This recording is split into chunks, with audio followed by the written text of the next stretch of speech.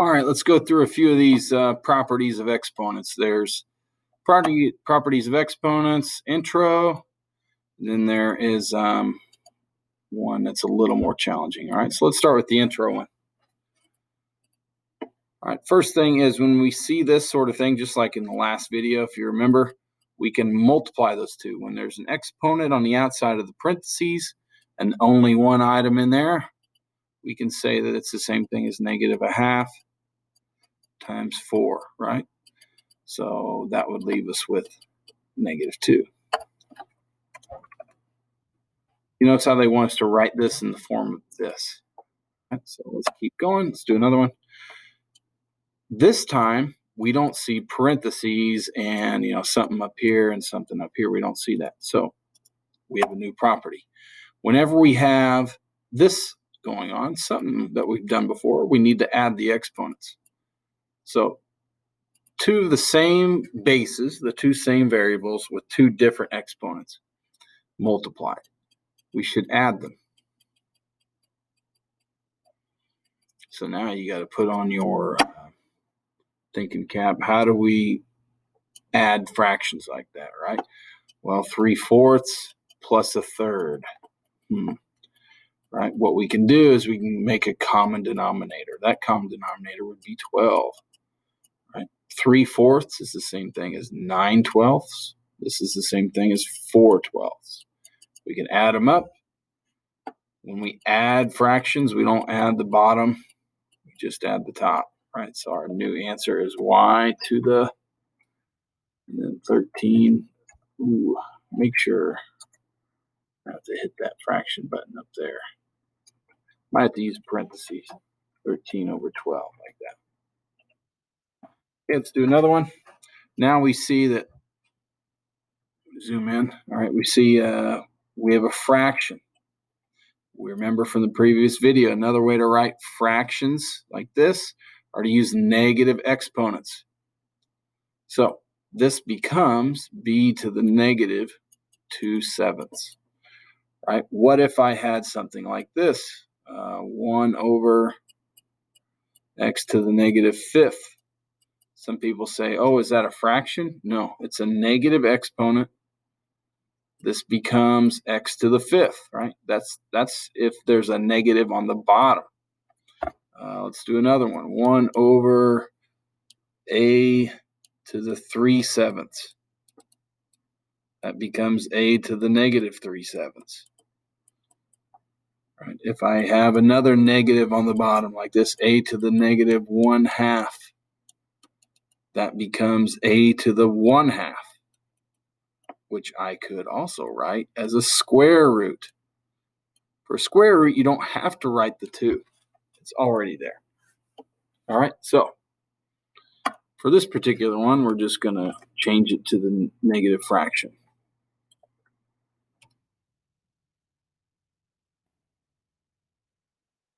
Let's continue on. Now we're dividing. When we divide two things, b to the 1/5 divided by b to the 1st, I'm going to write that one there.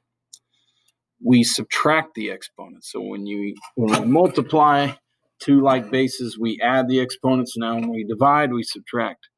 So this becomes b to the 1/5 minus 1. Now I'm going through these very quickly. Feel free to pause, go back, rewind, and write these down. All right, that way you've got them all in one spot. This becomes, well, 1. If I subtract 1, that's like subtracting 5/5. So that becomes b to the -4/5. And just for funsies, that could be written this way, 1 over b to the 4/5. And it could also be written this way, 1 over the 5th root of b to the 4th. But for this particular assignment, this is okay. These are all the same. They're all equivalent. There's not like one right way to write it other than the fact that they gave us instructions to write it this way. Okay, now, the scary part is this is the intro one. So let's try the challenge one, right? All right, so we're going to have a couple things going on here. we have a square root, right? A square root is really like 1/2 power. So square root is really like saying all to the 1/2. So let's remember that. We also have two things that are multiplied together, so we can add their exponents. So let's do that. 3/4 plus -1. Well, -1 is the same thing as -4/4. So this becomes x to the -1/4. Like I said, please remember, square root has that little hidden 2. So square root is the same thing as 1/2 as an exponent. So I'm going to take this and rewrite it in here.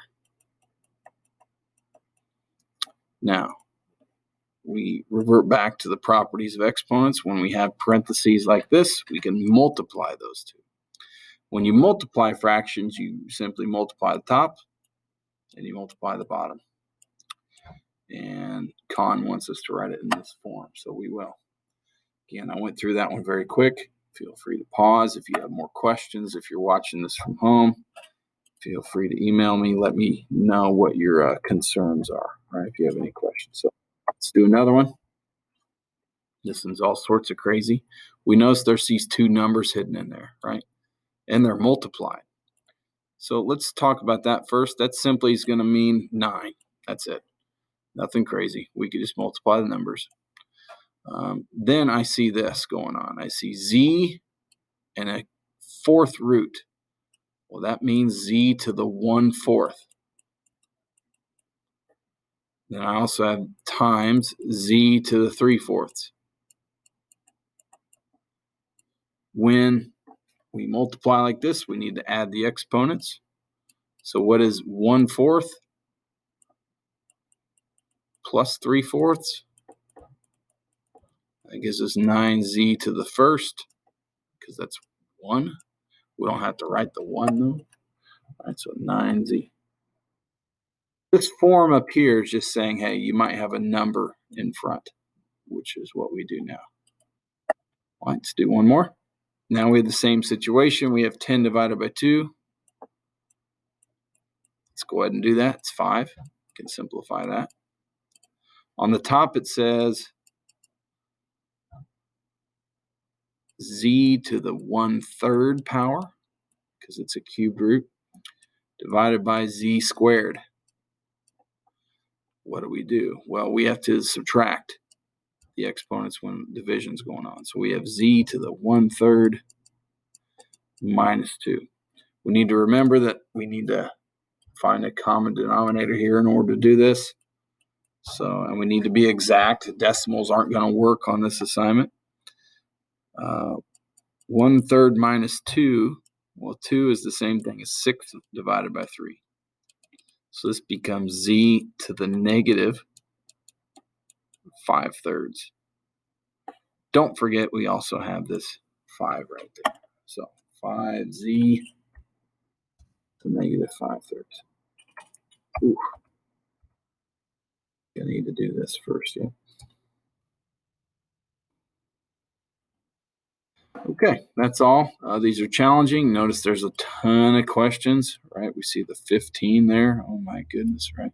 So do your best. If you need help on any of them, please let me know.